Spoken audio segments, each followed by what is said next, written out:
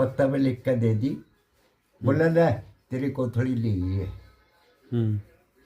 बोला पीपल का पत्ता कोथड़ी कौन देगा? बोला 100 रुपये कीमत है इसकी। 100 रुपये में तो तेरे ठाट बाट हो जाएंगे। हाँ। पत्ता पे लिख दिया।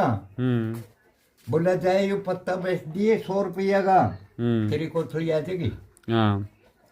रुक के मारा हुआ छोरी, पत्ता कौन ले रहा है? पीपल का पत्ता ले लो, पीपल का पत्ता ले लो।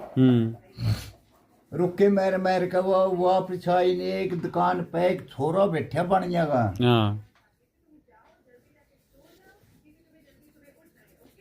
बोले यार छोरी भाई उल्टी आई है, इसका पीपल का पत्ता नहीं पी गया, देख तू ले। बोले यार छोरी उरा। बोले आ गई। पीपल का पत्ता 100 रुपया कौन लेगा? बोले इसके गुण लेवेंगे। जो पत्ता पे लिखे हुए हैं इसके गुण लेवेंगे 100 रुपये। ठीक है। और मेरे मालिक ने लिख के दिया। दिखाइए। देखिया उसने